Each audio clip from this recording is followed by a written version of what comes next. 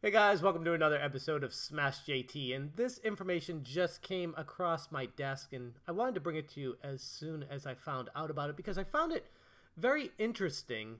Apple's reinvention as a services company starts for real on Monday, which is, as of right now, 2 days from now. And it's talking about the devices taking a back seat to video, news, and gaming subscriptions. And going through this article is very interesting because it's something I didn't expect coming out of Apple. And at first, when I read through this, I was kind of taken back. I wasn't a big fan of it, but I've been doing a lot more thinking about it before I press the record button to find out what the positives about something like this could be. So let's go through both sides of it. When Apple boss Tim Cook, or Tim Apple if you're Donald Trump, took the stage, Steve Jobs Theater in Silicon Valley on Monday, he will usher in a new era for the world's largest technology company. The chief executive officer is expected to unveil streaming video and news subscriptions, key parts of Apple's push to transform itself into a leading digital services provider.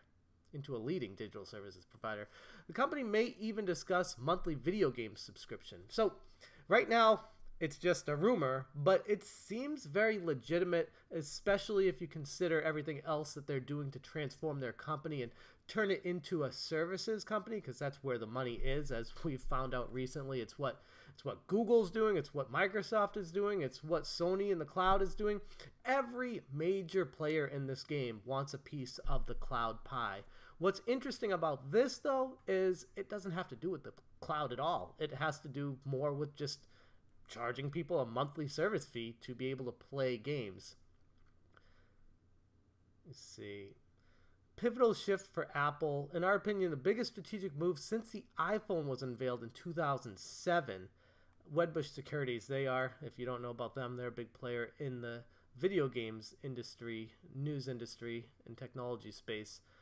Smartphones, personal computers, and tablets are stagnating. To keep growing, the company has been trying to sell its existing device owners services such as Apple Music subscriptions, iCloud storage, and Apple Care warranties, which I am a big fan of Apple products, but I don't participate in any of those. I'm not a big services person. I like to actually, when I buy something, I like to own it, or at least whatever the sense of owning something even is these days. But I'm not a big fan of services if I don't feel like they're providing something to us. And this new service from Apple is looking to group major games together in one app, I guess it's for lack of a better word, and charge people a monthly fee to have access to those. And this is where the concern is, and this is where it's gonna bring in a little bit confliction in the comments, is they're going to be paying the developers based off of the playtime.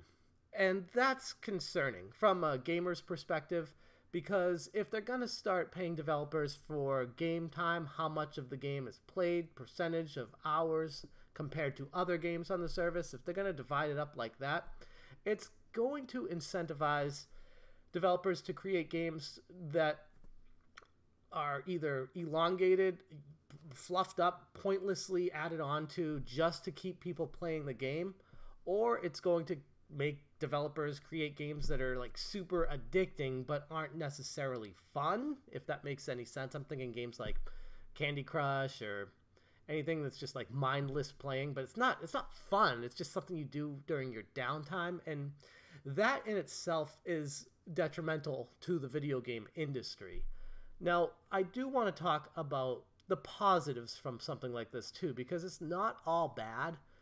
If this were to go through and say Apple were to come out with a service with a bunch of games together on it, or as it says here, working on a premium game subscription for its App Store and discussing it with potential partners, service won't take on new cloud-based stream offerings like Google Stadia. Instead, it will focus on iPhones and iPads and bundle together paid games from different developers that consumers can access for a monthly fee. And there's no price yet. Like I said, this is all a rumor, but the company would collect these monthly fees, then divide up the revenue, like I said, based off of how much time the users spent playing their games. Apple is likely considering popular paid titles on the App Store and would exclude titles that are free to download but generate revenue via in-app purchases. That's where I want to say there is a hint of good news here. I'm not much of a mobile phone gamer, and it's not because I don't love playing games on my phone. I mean, that's a small part of it, but it's because I can't stand the games as a service model where it's all free to play and they're just trying to nickel and dime you with microtransactions while you're playing these mobile phone titles. I'd rather not even invest myself in them so that I don't even go down that road of potentially wanting to spend way more money than I ever wanted to spend on a stupid phone game. This service itself is going to exclude all those free-to-play games that work based off of just getting microtransactions and would bring it more back to the old school App Store where there are full games for download that you can play and there's no microtransactions in them. Or if there are, they're limited or don't have much to do with the actual game. It's not built around the microtransactions. So in that light, I could see this service being a very good thing, but it's still scary to me. Apple could discuss the service as soon as Monday, or it may choose to detail the offering at its conference for developers later this year. Some of the most popular paid games on the App Store include Microsoft-owned Minecraft and franchises like NBA 2K and Grand Theft Auto. Apple shares have risen more than 10% in March to a 4-month high ahead of Monday's event. Here's what to watch out for. And then they go through what to be looking for on their event on Monday. But like I said, the biggest thing coming out of this for me, the biggest news that I'm seeing, is this potential service that Apple's going to be offering gamers, mobile phone gamers. I do see the positives. I do see the negatives. I don't necessarily love it, but if implemented correctly, it could be a good thing for the overall mobile phone wasteland of games. I mean, to be honest, I haven't even loaded up my App Store in, God, at least 5-6 months. I don't even see a need to. I have a ton of games on my phone already, and there's no need to go back there and buy something that I know is just going to be built around microtransactions trying to get money from me when I don't even play the games I have on my phone already. So this would be a move in the direction to maybe bring gamers like me back into playing mobile phone games. Like I said, I don't necessarily love subscription services when it comes to gaming, but a lot of people do. I mean, you look at Xbox Live, PlayStation Network. I mean, even Nintendo has their paid online service, even though it's quite lacking.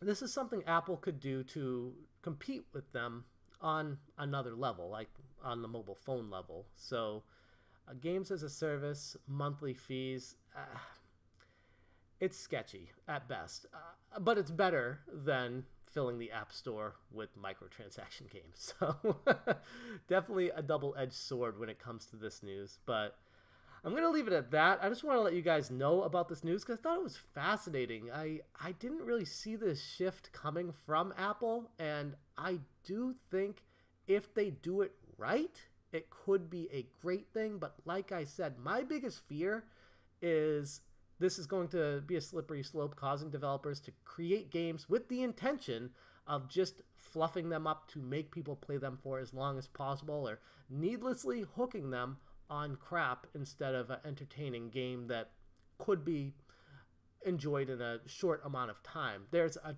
tremendous amount of indie games that last under 4 hours that are some of my favorite games out there, and this kind of service would almost be pushing those to be extinct if this takes off. So that's, I guess, what I'm getting at with why this is scary. Now, like I said, that's really the only fear I have with it, is a slippery slope with causing developers to needlessly fluff games. I keep thinking of Bravely Default on the 3DS, where the game was fantastic for the first half. And for those of you who have played it, I'm not going to spoil anything, but for those of you who haven't, the second half of the game is extremely repetitive and drags on forever.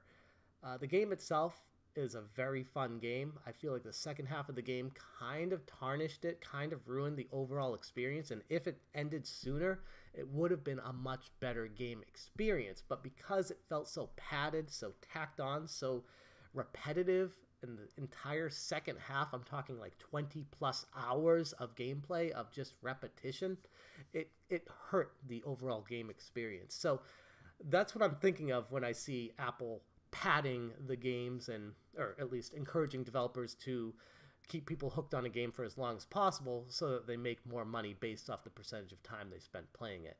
But like I said, the other good news is it's going to hopefully eradicate microtransactions on the mobile phone market. Not completely, just games that are going to be part of the service.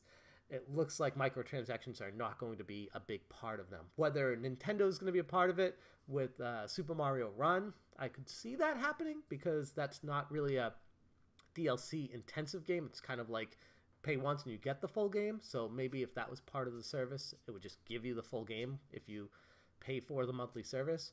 Not sure how Apple would remove the features if you stop paying the monthly fee, if you already have the game downloaded. So it might need a internet connection to check every time you load up, which is another one of the frustrating things about these kind of services. But I'm going to leave it at that. There's a lot I could talk about if you couldn't tell. I'm already rambling. But I'd be very interested to hear what you guys have to say about this situation with Apple. If you're interested in the direction they're going, if you think it's a good thing, pushing out microtransaction heavy games and going more for hardcore gaming, and maybe pushing mobile phone games more into the spotlight, because honestly, if you're a gamer, you know mobile phone games just aren't what they could potentially be if they made them full game experiences. But let me know in the comments what you guys think about this situation, what you'd want out of the mobile phone industry, and if you think this is a good thing or not. Thank you guys so much for watching, and as always, you stay smashing.